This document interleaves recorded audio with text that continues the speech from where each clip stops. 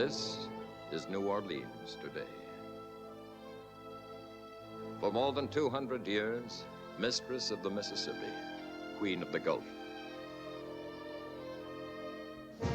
Traditionally known the world over as a sleepy land of dreams and Mardi Gras, blues and bouillabaisse, jazz and jambalaya. The Vieux Carré, the French Quarter, practically deserted by day, crowded with thrill seekers and tourists by night. But in the last dozen years, New Orleans has come wide awake, full of ambition, made itself the second largest port in the United States, next to New York. Annually, 3,000 ships use the fine harbor facilities, handling nearly $2 billion worth of cargo.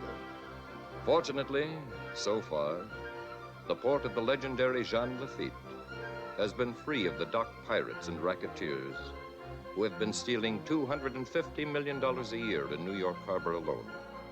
Has New Orleans been painstakingly vigilant or just plain lucky? Senator Ellender of Louisiana has this to say. A $2 billion bonanza is an inevitable temptation to criminals. This picture shows how waterfront felons might attempt to infiltrate even a fine, carefully policed port like New Orleans. Once they get a foothold, it requires the most earnest, unflagging effort by public-spirited citizens to root them out, as you will see in this motion picture. The modern port of New Orleans still employs the shape-up, a day-to-day casual hiring system. The shape-up has been called an open invitation to waterfront criminals. But in New Orleans, this hiring system seems to be working out. Keith Morrell. Bob Blake. H. Gillen. Brother. Yeah. Tankerson. Yeah. Shell. Yeah. T. Simpson. A. Landry. S. Shields. R. Willis. Kelly. Yeah. All right, take your lift tractor and start with that pile over there. Hi, Peterson. Mr. Temple. You running a tour service, Reilly? No, just bringing my boys on the job. Louis, take 2 men and put them on that crane back there and see how many lifts you need. This is not Pacific Street Wharf, Reilly. What do you think you're doing? Did Mr. Temple tell you? I was hoping this wouldn't happen. Zero Saxon's just contracted to unload all Golden Gulf ships. Here, take a look. You have the Golden Gulf contract, Mr. Temple. Hey, Bud, can you tell me where I can find the Delta Surplus and Salvage Yard? Apparently I had the contract. Looks like Zero underbid me. You gonna let Zero take over this wharf and put our guys out of work? They ain't gonna be in no condition to wait tonight. That's what you think.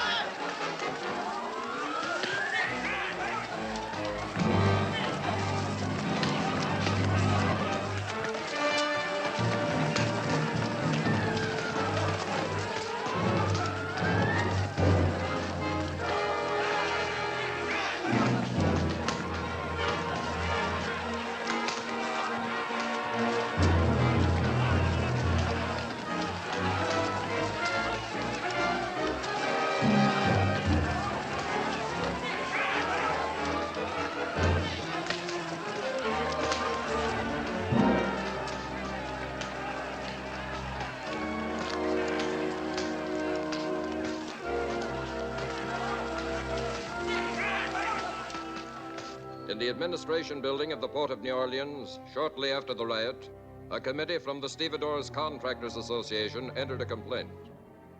Wayne Brandon, an executive of the Port Commission, presided at the special hearing. Frank Bauer, president of Cheney Steamship Lines, was seated next to Howard Temple, the complainant. Jack Petty, business agent for the longshoremen, and Al Chittenden, president of ILA, were invited. Also Robert Chambers, representing the cargo insurance companies. Gentlemen, we all regret the occasion that brings us here, but I can assure you that the committee is going to do everything it possibly can to get to the bottom of this transaction. I'm assuming, of course, Mr. Saxon, that you are paying fair rates. We check Mr. Saxon's wars regularly.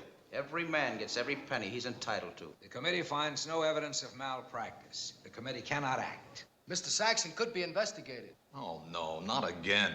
Our ships have been using Zero Saxon stevedore operations for years, and we're satisfied. However, we've paid more insurance claims for pilfered cargo on Mr. Saxon's docks than on all the rest of the harbor. And investigation... Just 1 minute, Mr. Chambers. That ain't exactly accurate. I've been investigated so much. Let's talk facts. Did anybody report any stealing? But the lost claims. Lost cargo, Mr. Chambers, ain't pilferage. Check the drivers that pick up the wrong loads, or check the stuff that's supposed to be loaded on ships in foreign ports and ain't. If any of my workers are caught stealing, I'd crack down harder than any of you would. And the union will back me up on this, right, Al? Sure thing. Under the circumstances, I'm afraid that there's nothing that we can do or say, Mr. Temple. That will be all, Mr. Saxon.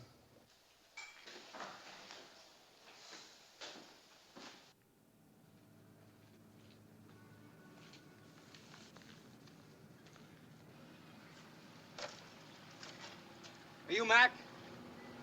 Yeah. What can I do for you? I'm Dan Corbett. I wrote you from Los Angeles about this. Oh, you're that ex-sailor. I thought maybe you were a crackpot or something. Say, you mean to tell me you came all the way down here to buy an LSM? Your ad says $4,500 practically buys the ship. I'll take care of the balance later. I got the $4,500. There she is. And this is the stack off of her. I use it for my office. But I guess I can change offices. You want to go take a look at her? Yeah. Come on, let's go.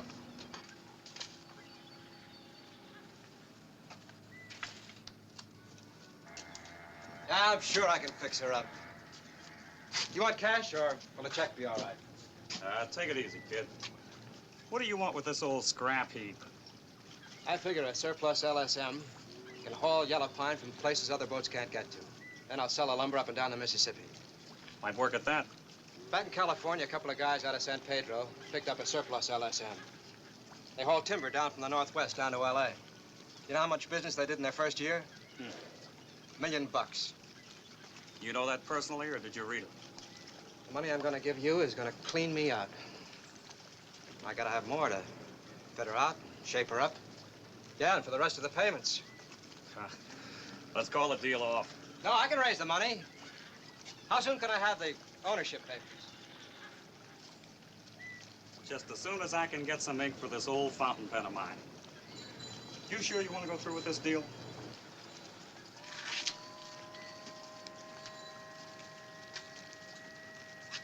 Yep, I'm sure. Okay. She's yours. It's a deal. Now I gotta get myself a job. I'm gonna stay near my boat, work on her whenever I get a chance. Ever try the docks? The docks? You call that work? What I've seen all they do down there is fight. Oh, you haven't seen them in their better moments, when they're relaxing. Do I have to? Wait a minute. I got something. Yeah, here it is. One of the longshoremen gave me a ticket to their picnic out at Pontchartrain Beach tomorrow. Oh, no. Here, take it. Come on, take it and go. They'll all be there. And there's no cooler spot in town than Pontchartrain Beach on a Sunday afternoon.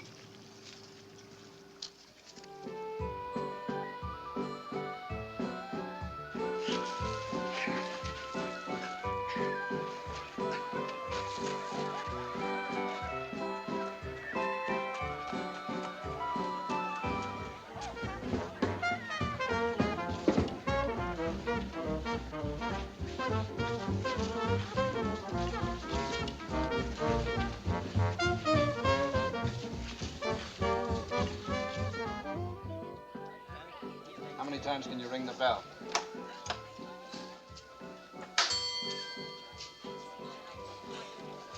Just call me Big Nothing. Want to try this one? Say, who do I thank for this date anyway? You or the boyfriend? Boyfriend? Well, somebody brought you to this shindig. There it is.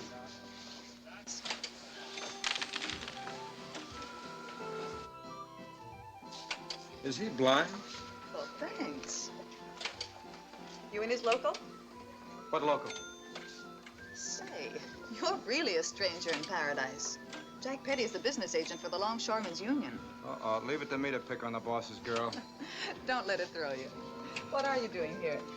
Well, I bought a boat yesterday from a character by the name of Mac McCabe. So today, here I am. So you're the one. And you call him a character? You know about the boat? Well, everybody knows Mac. And anything Mac knows, everybody knows. Am I doing this right? Yeah, I'll check you out. Well, you're different. So are you. In all the right places. Don't skid going around the curves. Got a penny? Oh, baby, you're gonna break me. You know, it isn't every day somebody lays out good cash for a busted up LSM. I'm gonna need a lot of cash. That boat's gonna take a lot of money for repairs. Hey, Alma, you promised me the... Oh, no, take it easy now. Oh, come on. Oh, you're hurting me. Come on, you heard the lady.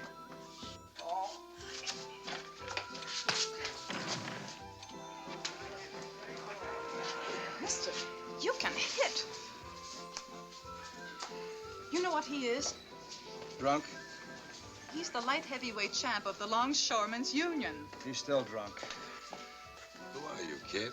Dan Corbett, president of a boat line. Who are you? Let me handle this, Jack. Get his weight. 175. Every bit of it. You've, been eating good. Navy chow. 3 times a day.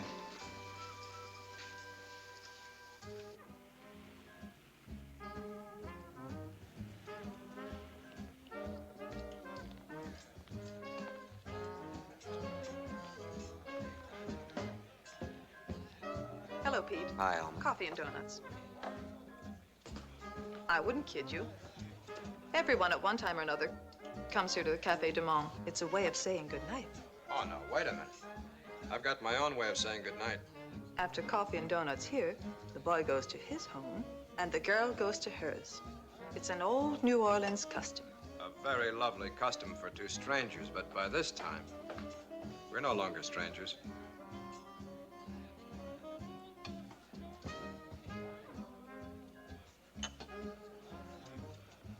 Thanks, Pete.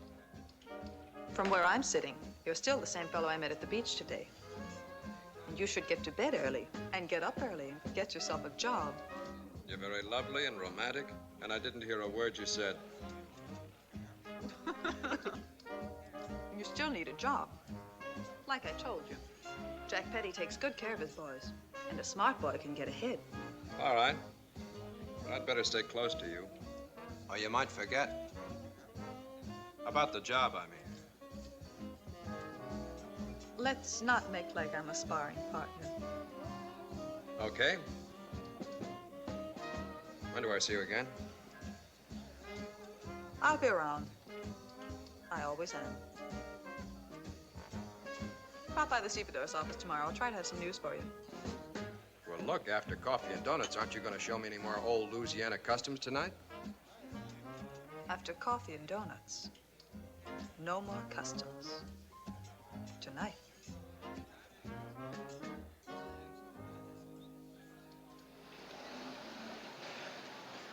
Okay, Charlie, hire your crews. Charlie Simpson. Oh! Armamino. Joe Reilly? I'm Danny Corbett. Oh, I've heard about you. You're next Navy man, huh? Jack Petty called about you. He likes to see a good fighter in action. Alma May called Petty. What's her interest? I wouldn't know. Check. So you own half of a ship, hmm? Why do you want to work here on the docks? Eat, learn the ropes. Might come in handy when I get set up. Got a big operation in mind? No, just want to get ahead, stay there. Check. Say, how come all these guys wear cigarettes behind their ears? That means they want to invest in a steady job. Come again? Look, there's 77 wharves in this port. And the only way that Zero Saxon can get enough contracts to keep his men busy is to underbid the other companies. It's just one of the tricks of the business. Well, how can they underbid if they pay union rates? Unless they kick back. Kick back? You make it sound like a dirty word. Kickback's a kickback in any language. Sure. Let's say they invest their money. Every man wants to work for Zero Saxon because they know when they work for Saxon, they work every day. It pays off in the long run. Cigarette?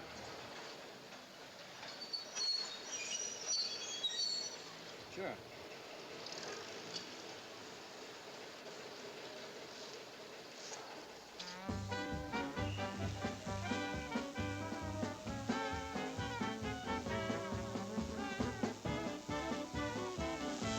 Wives, they're all the same. They always like to keep you waiting. Music sounds good. Just wait until you taste these famous pork chops of Diamond Jim's. They're really something. Later on, we'll take you around town, show you the real New Orleans. Sounds great. I still don't know anything about the date you've got for me. Ah, something special. Someone you'll really like to meet. Someone that's right up your alley.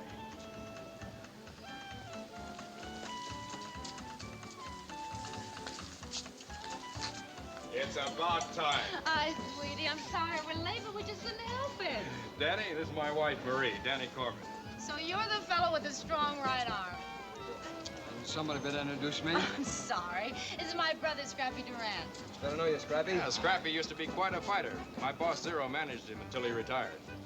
Now I coach a union boxing team. That's why Joe wanted me to meet you. Word's got around that you got a good solid punch. So I'm glad to meet you. This is my date? Oh, Joe, how could you? I'm sure Mr. Corbett was expecting a... What were you expecting? Scrappy, he's lovely. Shall we join the ladies? Hi, Joe. I've been looking all over town for you. Yeah? I'm sorry, honey. I know. Zero Saxon wants to see you. Danny, Scrappy, take care of Marie, will you? If I'm too late, I'll see you at home. I won't be too long, honey. Bye. So long. Well, come on, tourist. We've still got a lot of sights to show you.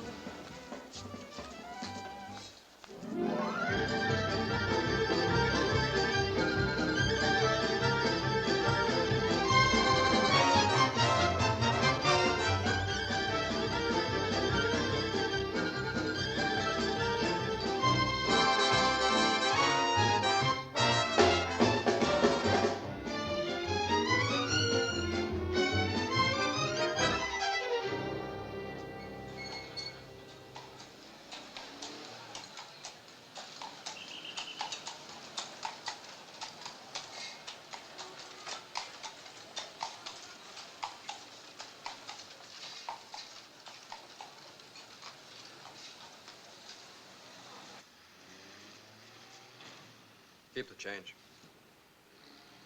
Well, now I can really say I've seen New Orleans. I've delivered you safe and sound, and I guess I'd better be going. Now you must come on up. Oh. Well, Excuse me. When Joe called us at the wit's end, he said he'd definitely meet us at home. Come on. okay, if that's what Joe said, but I've heard about guys who had to go out the window when the husband came home. Come on.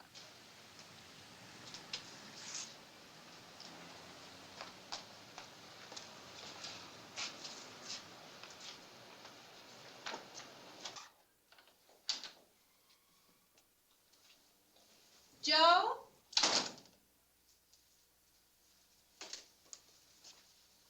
Joe?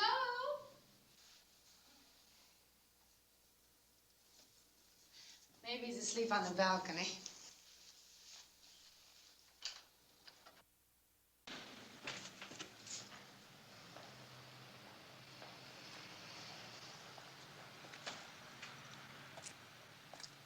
I've got a sneaking suspicion he's not home.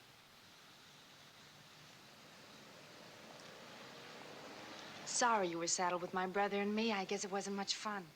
I had a swell time. Thanks for being polite. No, honestly. You got a beautiful layout here. Must have cost a lot. I'm gonna have one like it soon. When your ship comes in? Oh, you heard about it too. My boat. Should be all mine in about a year. Doesn't that cost a lot of money? It does. But I'll get it somehow. Don't let it cost too much, Dan. What do you mean? You seem like a nice fellow. Stay that way. Nice. You sound like you expect something to happen. Why not? We're living on top of the waterfront. Anything can happen. Like what? I don't know any of the answers. Only questions.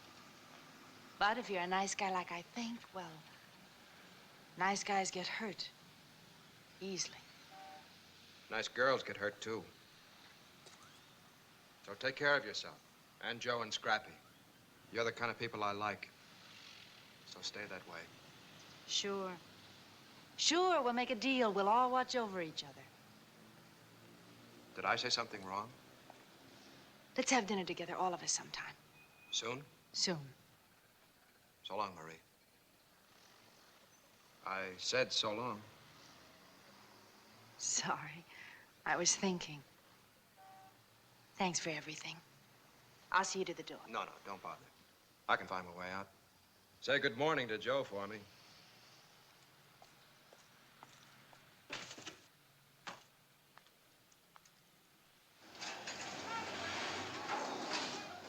How you doing? Okay, that's the last of this lot. Give me the list. I'll check it off in the cargo book. No, I want to do it. I still want to learn all the angles. Hey, you guys! We just unloaded this stuff. It hasn't been checked. What are you doing? Confidentially, we're loading a truck. Confidentially, let's see how fast you can unload it. You guys are picking up the wrong cargo. Let's see your papers. Who filled your papers, bud? Look, I just checked the manifest. This stuff goes by train, not truck. Come on, come on.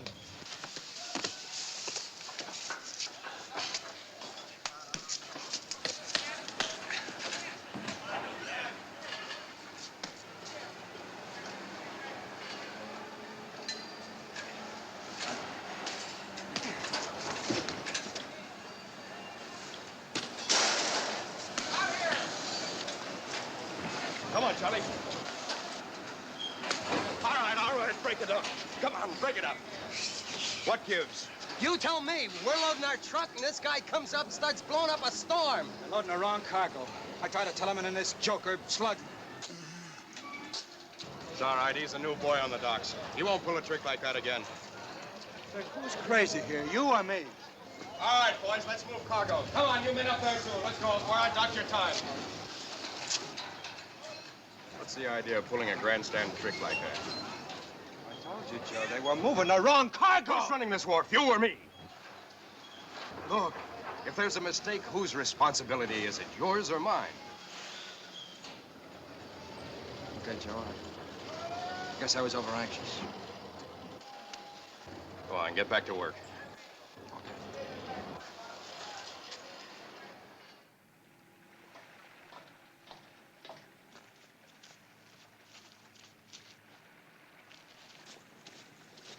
Well, she doesn't look like much yet, but wait till I finish working on her. Sure. Just like a woman. Enough paint, she'll look as good as new. Yeah. All your life, you try to figure the angles. Then one day along comes an old rusty, beat-up LSM, and you know you got this whole living deal licked. It's funny. I've never yet found anything that could mean that much to me. Maybe I'm figuring the wrong angles. You're a lonely girl, Alma, baby. Somebody told you. No, I saw it on your face the first day I met you. You're no fun when you're serious. Look, what's the pitch? So far, I don't know a thing about you. Every time I start talking about you, you clam up like I was a one-man investigating committee. Nothing to know. Nobody lives in a vacuum. Hey, that's real deep stuff. Another guy on the hook?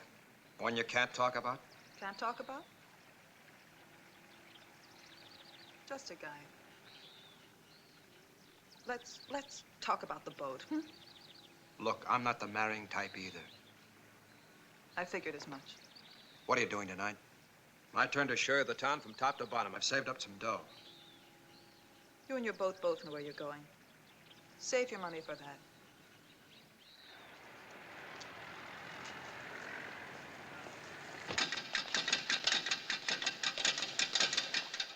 Hello, Danny.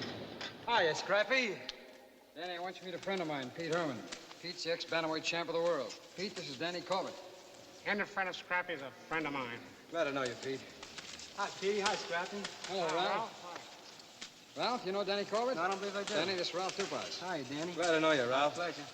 Pete, could I see you for a second? Excuse me. That's all right. Sure. Changed your mind, huh? Decided to fight after all. I need the training to be a longshoreman, huh? Mind if I use the gym? No, go ahead. It's all yours. Thanks a lot. Say, Scrappy. Yeah, Danny. You're a friend of Joe's, aren't you? Joe and Marie both, and my whole family. Why? Oh, nothing. I was just wondering how he does it, on what he makes as a dock boss. That apartment. Joe's all right, Danny. Well, I didn't say he wasn't. Just said they live very well. Now, look, if you think that Joe's all right, you hear? Stop shadow boxing with me. I like Joe, too, and Marie. Yeah, I kind of think you do, Dan. So? Well, Dan, it's like... I shouldn't talk it over with you. If not to a friend, who then? Well, it's got me worried, Dan. They're not as happy as they used to be. I thought that was one marriage that'd really work out, but now... Well, now I just don't know. I'm having dinner with him tonight. Huh? Some sort of celebration, Joe said. Yeah. Marie's making jambalaya. Jambalaya. Yeah, that's it. I always thought it was the name of a song. What are they celebrating, you know? I know you got a good right hand, Danny.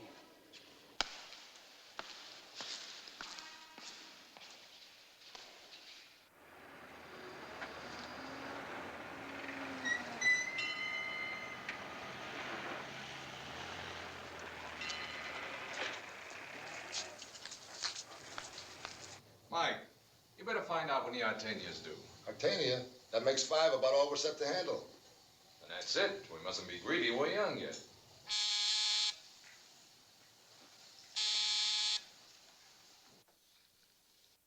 You smell nice. Even during business hours? Sure, honey. You're important business.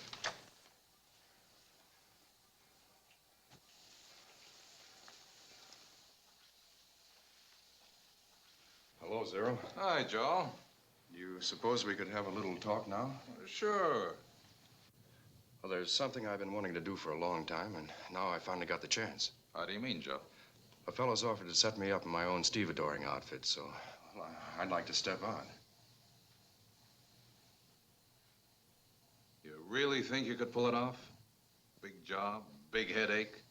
Big chance might mean a big flop. Well, I've learned a few of the tricks from you, Zero, and I can get the Franklin line contract to start with. I'll bet you can at that.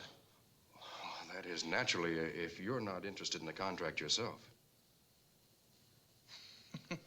You know I'm not, Joe. I never was. Okay, everybody, let's wish the best of luck to Boss Reilly. Thanks, Zero. Thanks, Zero. How about a drink, Joe? No, I've got to run along. Marie's waiting for me. Thanks, Zero. Bye.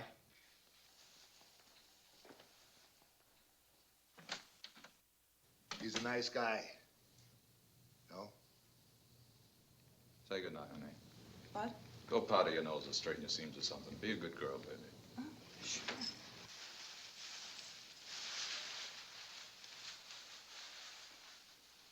You know something? He'll go far.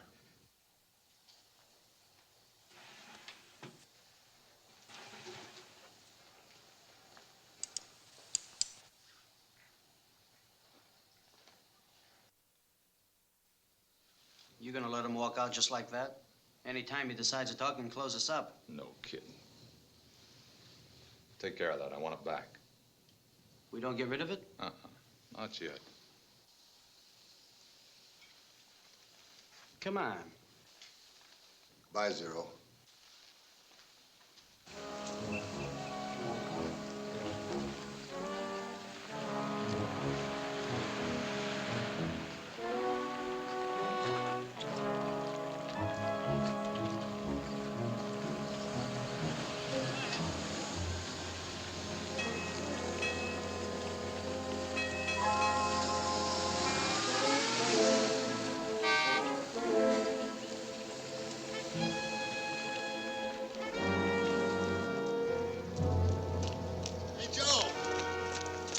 Hiya, Joe. How about a drink? Well, look, it's like I told you upstairs, fellas. Marie's waiting for me with dinner. So she'll wait a little longer. Sure, what's the rush? Oh, it's really getting late. I gotta get going. Looks like your hand's kind of stuck to my arm. Let's go someplace. And talk.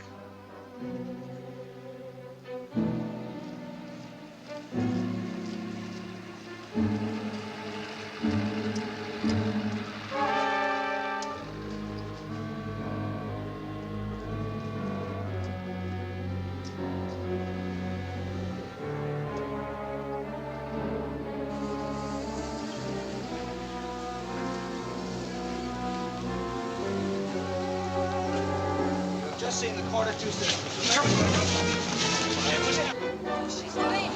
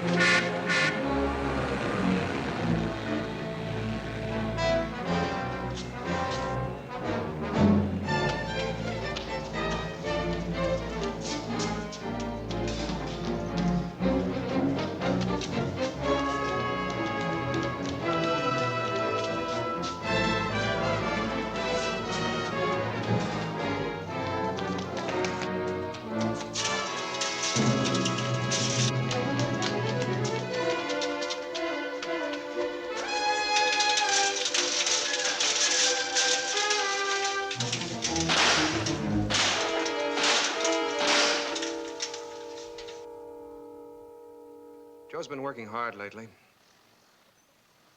Later and later every night. Tough. He says he's got something big planned. Maybe it'll give him a lot of spare time. I hope it's a good deal for both of you. How can it be? Well, that's a funny approach. Joe's working hard, isn't he? Too hard. You can't condemn him for trying. I don't. I don't have to like what he's after. All right, I give up. What's he after? The brass ring on a merry-go-round. Doesn't have a brass ring. I see. Now I know absolutely nothing. Good drink. Thanks. It's my own recipe. Don't ask me what's in it. It's never the same twice. Joe's trying hard to get on top. Is that wrong? He was a stevedore when I met him. I fell in love with Joe the stevedore. Not Joe the big man on top. I married Joe the stevedore. I was happy. I don't want success or power or big money, just Joe. A man's got a right to dream. You're part of that dream. Just like my boat's part of my dream. And I want the big money someday, too. Is that a crime? Yes. When it's a crime against oneself. Spell that out. He's changed too much. People grow up. Can't he grow up without hurting himself? That's the gamble a man takes if he wants to get somewhere. You mean that he'll never be satisfied? The more he has, the more he wants?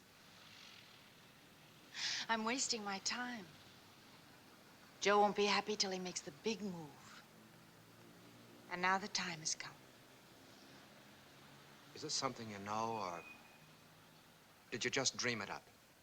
The big deal is being made tonight. Joe wanted it to be a surprise. But when I found out he was talking to Zero Saxon, well, I wouldn't be much of a wife if I couldn't take it from there. Here's to you, Joe, and the big deal. You don't know any reason why somebody would want to kill him? Like I said, Superintendent, everybody liked Joe Reilly. Your best friend is found floating in the Mississippi with 4 slugs in him, and you don't want to talk to us. Are you afraid? I just don't know anything about it, that's all. I'd help you out if I could. Okay, go ahead, Charlie. You can go. I'm sorry, Superintendent. Well, what do you make of it, Superintendent? He may be telling the truth. Then again, he may be afraid to talk. What's he afraid of? If this were New York and a docker was murdered, I'd guess he was mixed up in a racket, but not in New Orleans. No, we don't have rackets in New Orleans. All at once, the 3 men had the same thought. How sure were they that the rackets hadn't moved into New Orleans? Wayne Brandon said he knew that racketeers had cost New York $150 million in pilfered cargo alone. He was scared. Al Chittenden explained what this would mean to his union, an all-out battle to keep criminals and racketeers from exploiting his men. And Police Superintendent Schuring said if rackets took over the 42-mile waterfront, he'd need not a police force, but an army.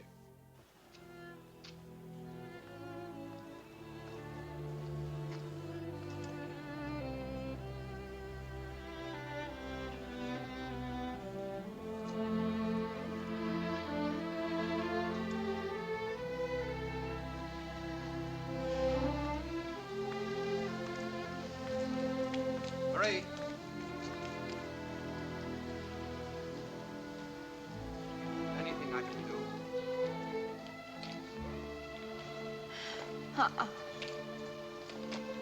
Are they sure that it's Joe? Yeah. You know, you're wonderful taking it like this. Am I? I've cried for days.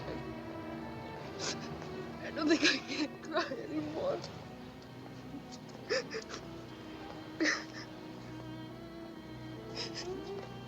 I knew he wasn't coming back. I knew they killed him. How could you know?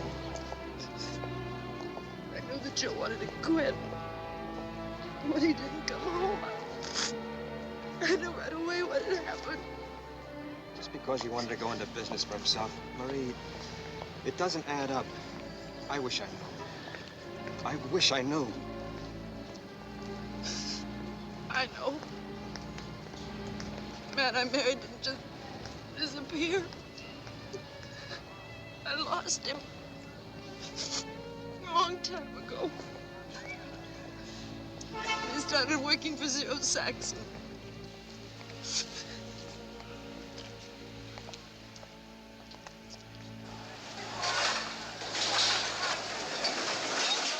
How are you, Mr. Saxon? Is there anything I can do for you, Mr. Saxon? No. This is Mr. Chambers, the chief investigator for the Maritime Insurance Group. He's checking into some lost cargoes. I want you to give him full cooperation, all the help you can. Well, what shipment was it? Here's a signed receipt for cargo delivered to this dock. It never arrived in Europe. Well, who's this F.A. Wilson? The guy that signed it? Why, the checker. Never been a checker by the name of Wilson on this wharf. Ever heard of him? You know what I think? Mr. Chambers, somebody forged that signature. Why, I'll bet that cargo was hijacked before it ever reached this dock. Mind if I look around, watch your handling procedure? Help yourself. I guess that's all. Yes, Mr. Saxon.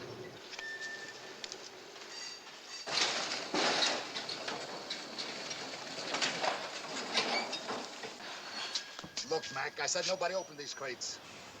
All right, then I won't move them. You pick on that load. Get your rig out of here. Or we call the union. Yeah. Go ahead, call him. Read the rules. The driver's got a right to examine any cargo. He can refuse to pick it up. What's the trouble, driver? The last time I picked up a load here, I got a hold of the wrong stuff. This time I want to see what I'm getting or I don't move it. Why don't you check the crate markings? I checked them last time. I still got the wrong cargo. I don't understand. Can't we open a couple of crates just to satisfy him? No, you let one driver open the crates, they'd all want to do it. But have pilferage and losses all over the docks. You have plenty of losses right now.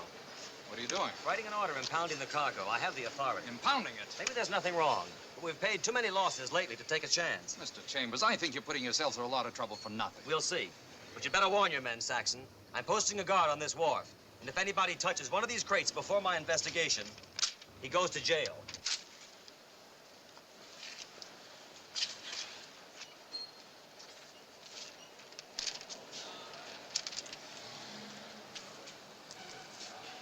That's the deal you stepped into, Ed. We can't touch it without going to jail. Once Chambers opens the crates, we're through. A hiring boss has got to know something about handling delicate cargo. How about it? What do you think I got sent up for? The reason I asked, Dura Chemicals got a big shipment going out of Julia Street Wharf tonight. Here, take a look. Wow. Those solvents are tricky. Juggle them wrong and they'll blow up in your face. That's what I thought. It's kind of a tough deal for somebody new on a job. But you pull this off, Ed, you got a 3-year contract with clear sailing. How about it? Keep that guard up. Danny? Hi. When are you going to work out? Well, not tonight. A few minutes ago on the night shift. You don't want to overdo that working department, you know. Got to. The boat? Yeah. How you doing in the dough department, Dan? That must cost a lot of scratch. Not too good. Cost too much just to live. Huh? You ever think of fighting, Dan? Oh, I don't mean amateur. I mean pro. That's big money and quick. Can't be so great if you quit. Had a great record, right on top. All of a sudden, boom, you retire. Can't be such a great career. You're going to be late for work, Danny. You know, you're right.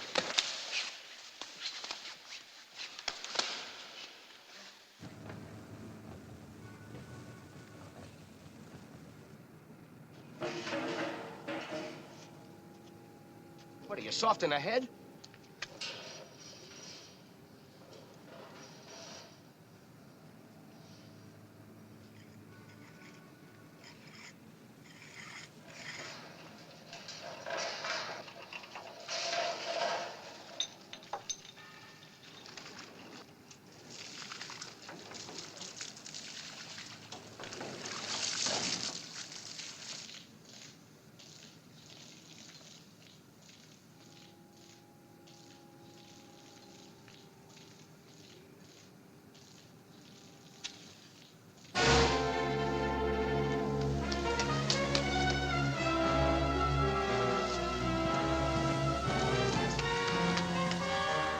Tracy? What are you trying to do?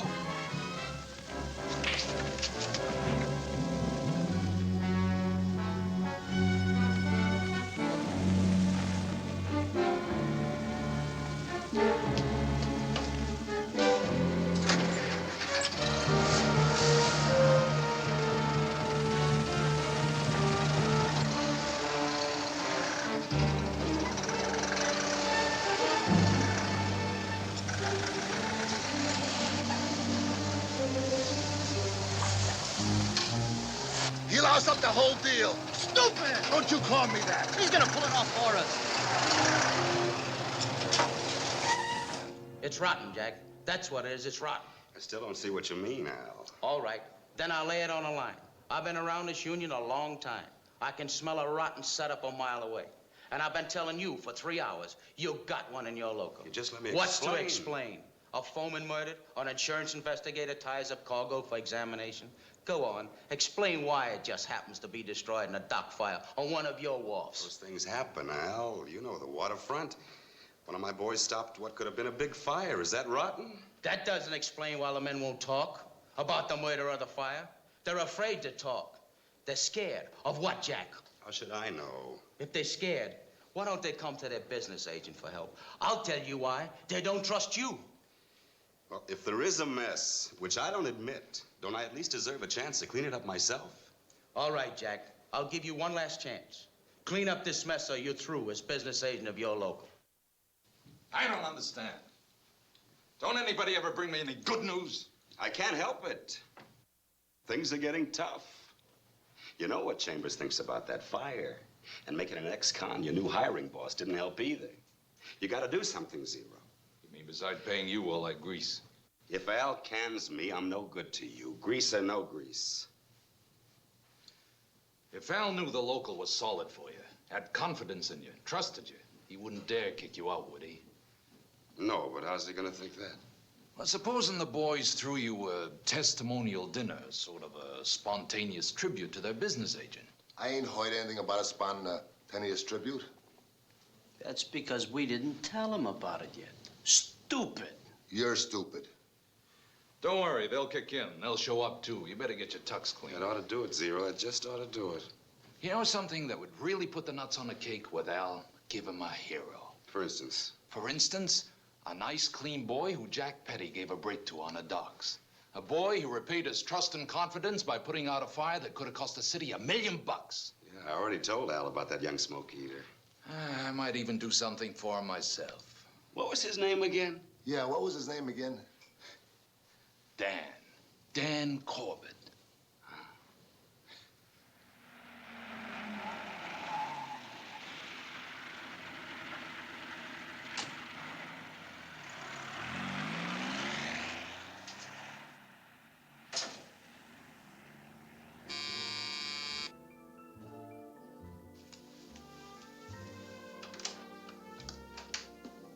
Hello. Wow. My protege. They gave me your message that you wanted me to stop by. I hope you like martinis.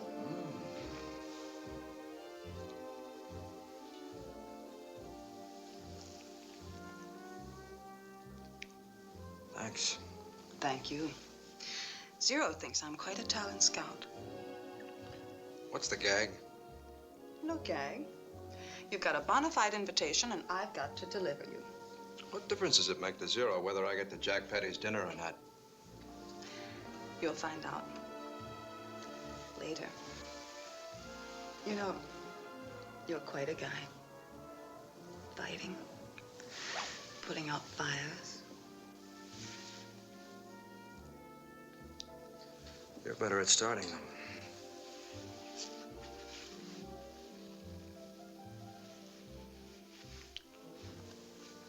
Thought you were Zero's friend. I'm my own friend. I do as I please. And so, ladies and gentlemen, it isn't very often that a man will risk his life over and above the call of his job. You know about the incident of which I speak. You've read it in your newspapers. I wonder what would have happened if this fire had gotten away. It probably would have meant a lot of docks burnt, millions of dollars of property loss, and lives, and been a disaster in our community. And it was all prevented by this one man. And so tonight gives me a great deal of pleasure to have an honor performed here, and I'm going to call on the Chief of the New Orleans Fire Department, Howard L. Day, to present a certificate of merit to this courageous young man. Chief Day.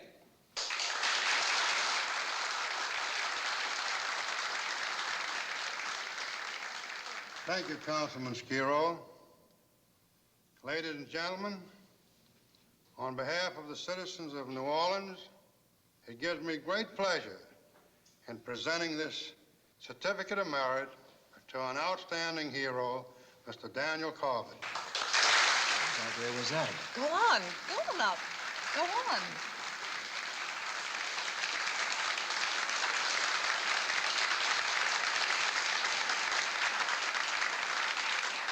Just a minute, Dan. Now, I've got something to say. Starting tomorrow, if he wants to, Dan can go to work for me as assistant hiring boss on Congress Street Wharf. How about it, Danny? The pay's good. You want the job? Do I?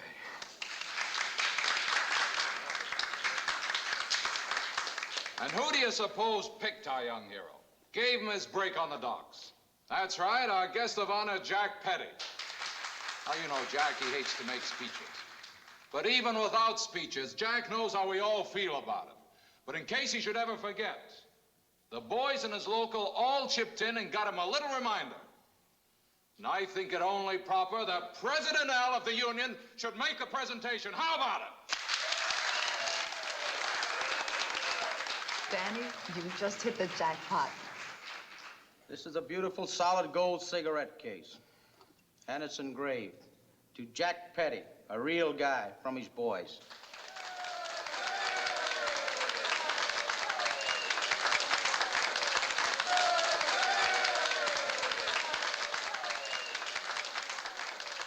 Congratulations, Jack. Thanks, Al. And just so's everybody will go home with something, there are souvenirs for the ladies. Come on, pass them all out. Compliments of Zero Saxon. Expensive stuff, huh? Zero always thinks things are okay if they smell pretty. Compliments of Zero Saxon. Cost every man on the dock a day's pay. I can't stay, Charlie. I came to a memorial tribute to Joe and nothing else. Yeah, I had enough laughs. Hi, everybody. Looks like my night to buy the drinks, huh? Congratulations on your new job, Danny. Thanks. Sure you make a lot of money with Zero. You make it sound like that's bad. That's just fine. Get it any way you can. That's what they always say. Coming? Night, Dan. Miss Worth. We were just leaving. Scrappy? I think I'll stick around a while, Marie. You go home with Sue and Joe. Good night, sir. Charlie. Good night. Dan, can I talk to you a while alone? Go ahead. I'll dance with Zero. A little while, okay? Okay. I don't know why, but I sure laid an egg with Marie and Charlie. There's a lot of things you don't know, Dan. One of them's how much you hurt Marie. Hurt Marie? How? Dan, look, we both like you. She doesn't want to see you get all mixed up the way Joe did. You gonna give me a line about Zero? Look, I've been keeping my mouth shut, but my ears and eyes are working overtime. That Stevedore Corporation of Zeros, that's just a cover-up for his real operation, big-time smuggling and pilfering on the docks. And that dame you're with tonight, she's the one that fingers the cargoes for him, while she only works in the Stevedore contracting office to get information for Zero. You're crazy. I've worked on Zero's docks. He couldn't possibly get away with it. Oh, yeah? Did you ever hear the old shell game? Find under which walnut is the pea. Where do you think he's doing it? All right. I'll explain it to you some other time. Maybe you're right. Maybe not. But why pick on me? I told you, Danny, we like you. You think I'd be sticking my neck out like this if I didn't think you were being played for a sucker? Suppose I work for Zero, and I tell him how you feel. I don't think you're a squealer, Danny. It's like you scratched my back and so forth. You saved us a bundle by putting out that fire. Now we want to do you a turn. So we'll pay you $200 a week to start. 200? That's only a start. Later on, you make good, you get a cut of the business like Joe did. Thanks. I never thought I'd make that much money without stealing it. What are you getting at, kid? From all I've heard, you operate just like everybody else, only smarter. Oh, sure, kid. You gotta be smart unless you want to work in a bargain basement. All I want is to own my own boat and head up the river to the tall timber. Up the river, tall timber. I like poetry. So get some sleep. We'll see you later. Coming? No, we'll see she gets home all right. Don't think we blame you, Danny boy, for being careful. As a matter of fact, we appreciate it. We don't want to hire the wrong guy either. Yeah. I like poetry, too. I'll see you. See you.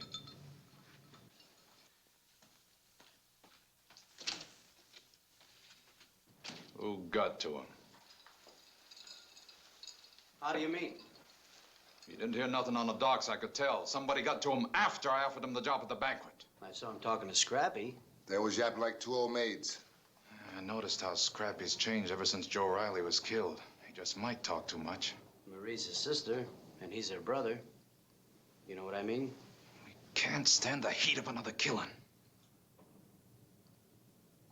Unless maybe we got Scrappy one more fight.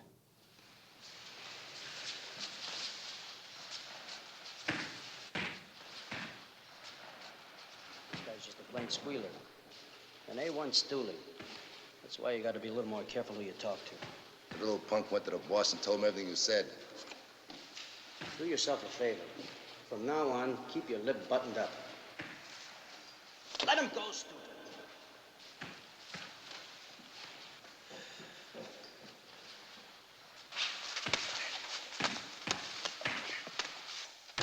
All right, that's enough. Scrappy! Okay, double-crosser.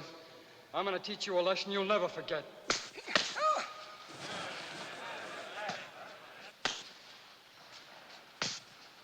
Come on, fight!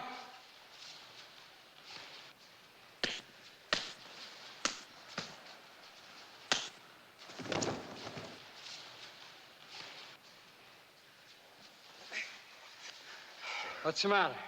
I hit you too hard? You want to run and tell Zero about it? Scrappy! Come on, get your hands up. Fight!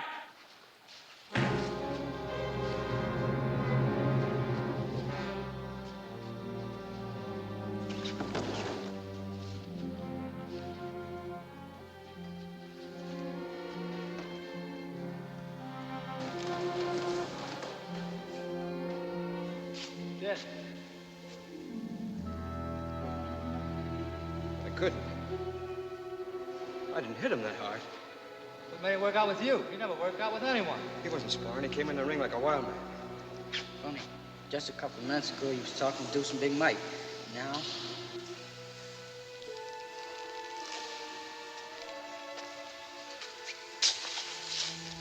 Take it easy, kid. Accidents happen. Nobody can explain them.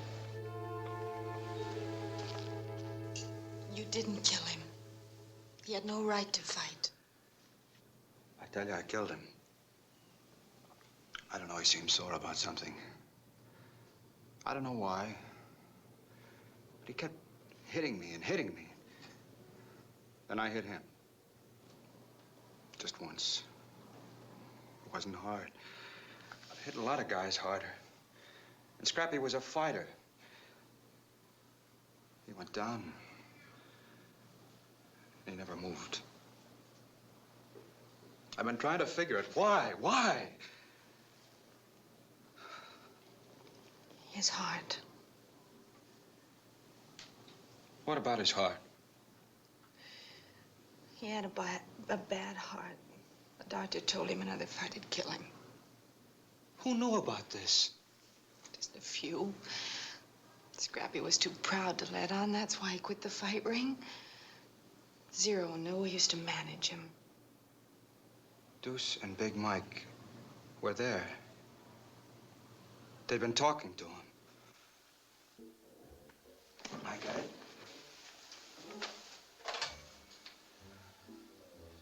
Let me have the port commission office, please. Brandon, please. Mr. Brandon. Mr. Brandon, this is Dan Corbett. The secret meeting between Dan Corbett and Wayne Brandon took place in the private quarters of the Hampshire, an exclusive businessman's club. Brandon invited Police Superintendent Shearing and Al Chittenden to sit in with him. Dan began by telling them his idea of the reason for Scrappy's death. Somehow, through Mike and Deuce, Zero managed to get Scrappy in the ring with me.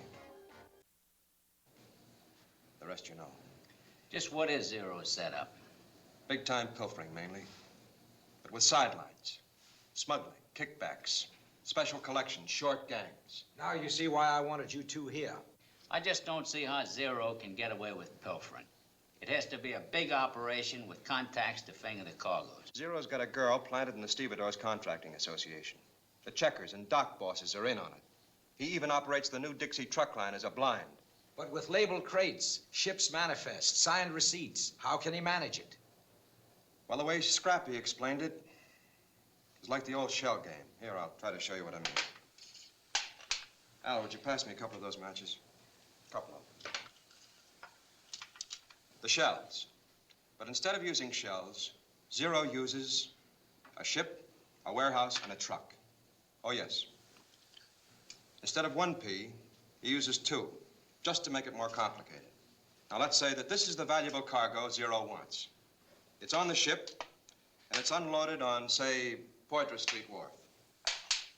Now, Zero sends down one of his trucks, brings in a load of crates marked exactly the same way as the valuable cargo. P number 2. In the dock warehouse, the papers are switched from the original cargo, the legitimate cargo, to the phony crates. The truck comes in, picks up the phony crates instead of the cargo it should have. And one of the insurance companies will lick. Try to trace that transaction back months later. Afterward, when things are quiet, Zero sends back his truck to pick up the valuable cargo. What about shipments going abroad? We just reverse the process, load the phony crates on the ship. By law, Zero has to keep exact dock records. They've been inspected, so he'd have to doctor the cargo book and keep a file of phony invoices. And Gene Lafitte thought he was a pirate. All we have to do now is to tail Zero's new Dixie trucks whenever one leaves the docks. No, that's no good. Because that cargo may be reloaded 2 or 3 times. Maybe even recrated. Even so, if we stop the trucks, we stop Zero. Until we find out where the trucks finally end up. What about radio? The Navy used radio oscillators and directional antenna as locators. Now, if we could plant one of those small transmitting oscillators in the stolen cargo on the docks, why, your radio cars would have no trouble following that cargo, no matter how many times it was transshipped. Our radio section could rig up the oscillators, but then... what? But there's still a matter of planting them in the right cargoes. I think I could take care of that. Zero just made me assistant dock boss.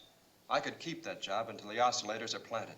I guess I don't have to warn you if Zero should find out you talked to us. No, you don't. I remember what happened to Joe Reilly and Scrappy. Brandon will notify you when the oscillators are ready. Then it'll be up to you. You'll be on your own. Be careful. Good luck. It'll be worth a try. Thank you, gentlemen. Not long after the meeting, Dan got his chance to place one of the oscillators.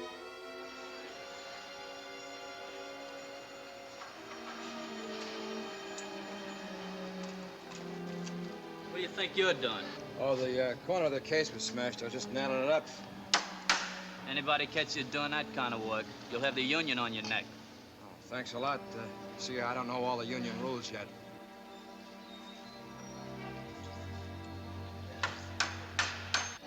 As soon as Zero Saxon's new Dixie truck pulled out with the shipment containing the oscillator, the police car's antenna was quick to spot it, and it was easy to follow the shipment.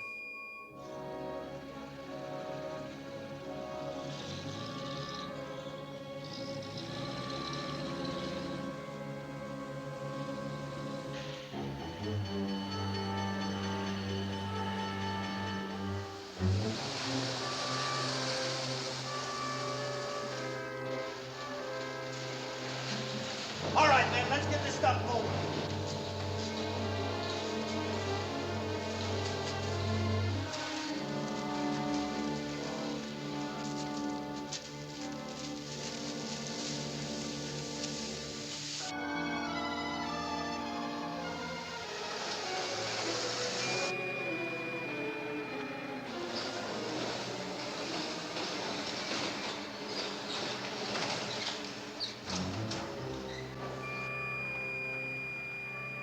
Target stopped.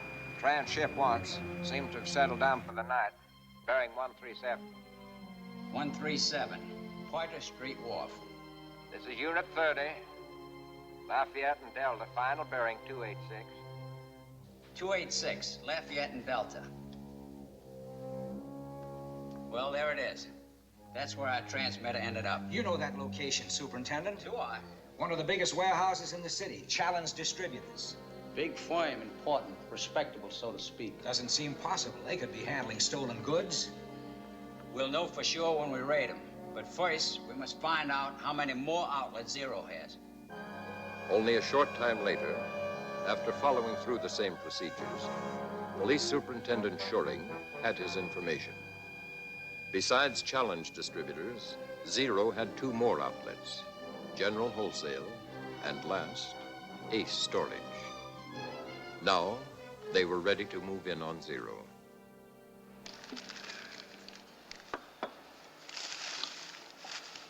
Hey, Frank, what's this all about?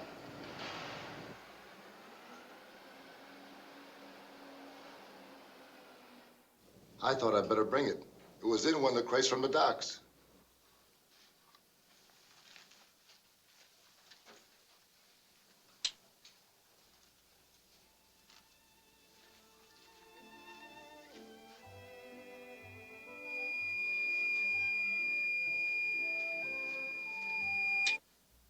Somebody's getting too smart.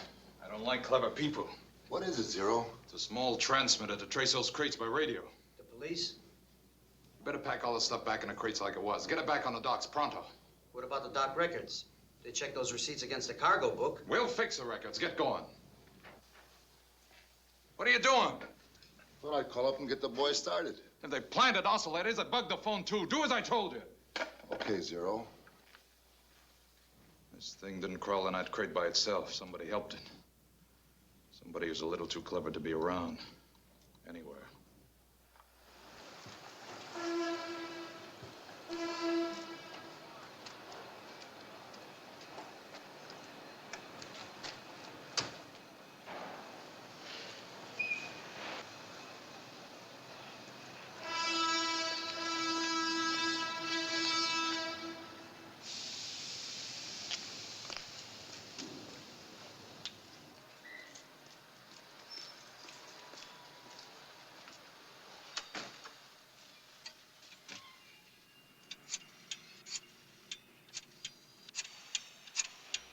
Hello.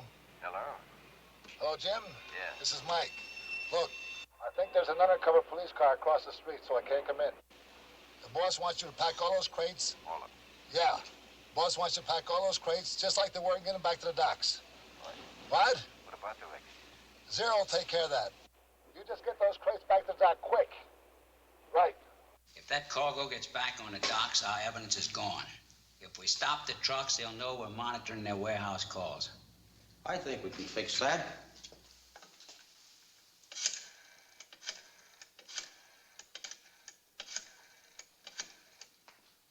Hello? Al speaking. Yeah, I want all the men pulled off Zero Saxon stocks. Right now. Yeah, it's a strike. Too many accidents. Whatever signs you got. And get this. Tell the pickets to let no one on or off the docks. Right. Zero will never put that stolen cargo back now. Not through our picket lines. See you later. Who could it be? We checked on everybody had a chance to do it. Could be Alma May. Chance to do what? Plan an escalade, or you know what I mean. Something you put in a crate or something like that. A what? She didn't do it. Oh. It had to be planted on the docks. Whoever did it knew what we were after. Opened the crate, stuck it in, then nailed it up again. Have you checked Dan Corbett? Why? I caught him nailing up one of those crates. He said it was smashed. Nah, he's too new. He could never figure out the setup this fast. Wait a minute. He's clever. He's smart. And he talked to Scrappy a little too much. Ed, you better bring him up here, quick. Zero, I think you're right.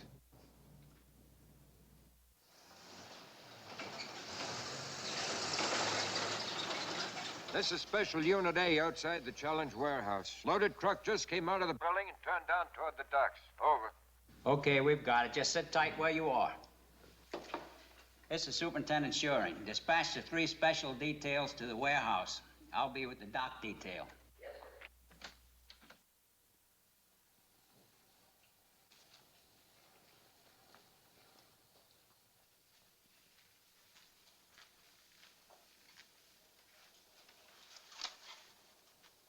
What are we doing, playing catch?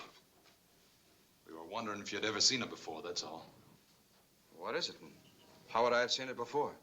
When you planted it in that smashed cargo crate on the docks.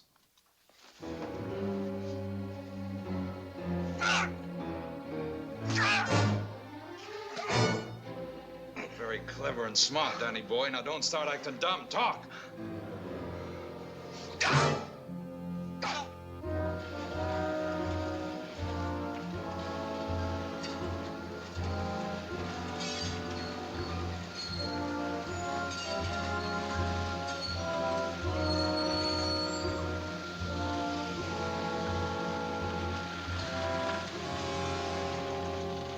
Sorry, pal. President Al's orders. Nobody gets on this dock till the strike's over. What do you want me to do? Beat it. Okay, okay.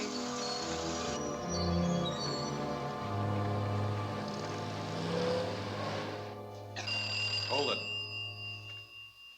Yeah? What? A picket line on all my docks? No, you sit tight. We'll handle it.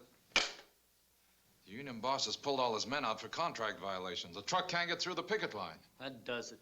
Ed, you and Deuce get down to Molly's and the Fat Frenchman's. Pay the boys anything you have to. Tell them they're gonna bust the picket line. Start enough trouble to draw any guards away from the office so I can get rid of the cargo records. Get going.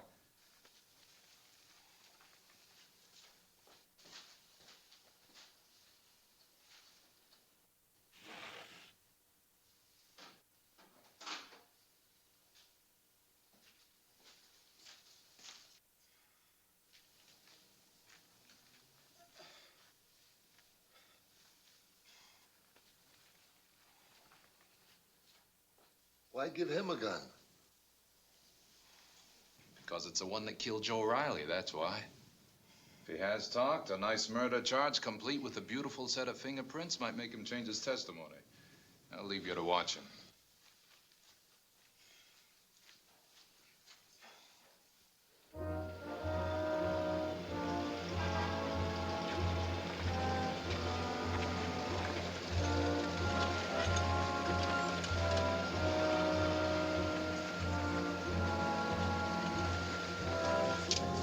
Out on strike, Charlie? That's what the signs say. Better get your boys out of the way. We're unloading a ship for Zero. And if your men try to stop us, they're gonna get hurt. Nobody crosses that line.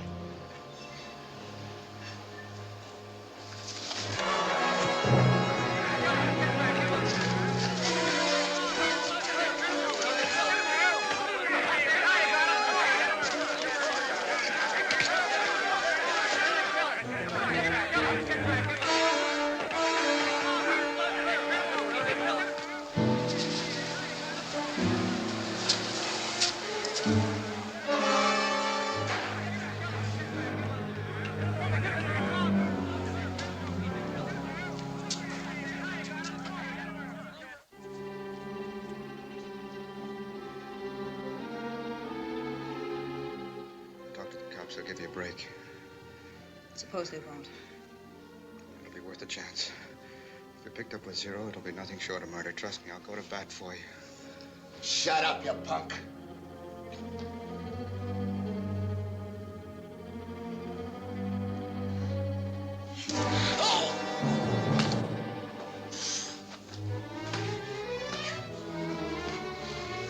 All right, Danny boy.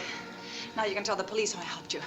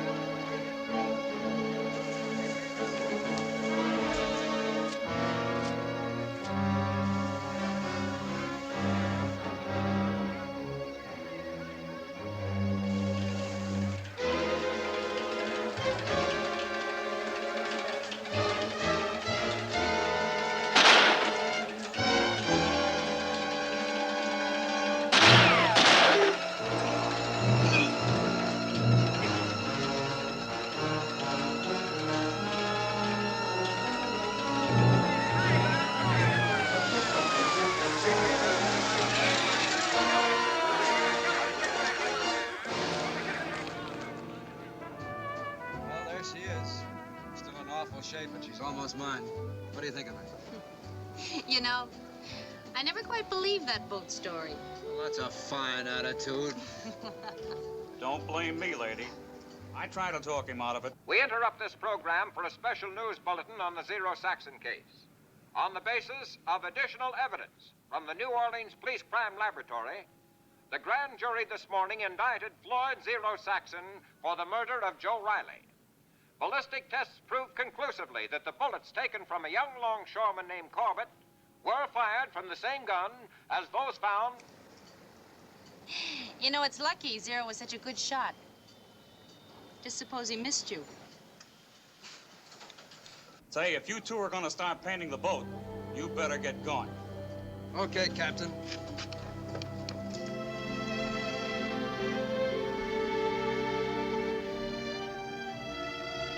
So a young California ex-sailor trying to buy a boat happened to be the key to breaking the waterfront dictatorship of Zero Saxon, which had threatened the position of historic New Orleans as the second greatest port of the United States.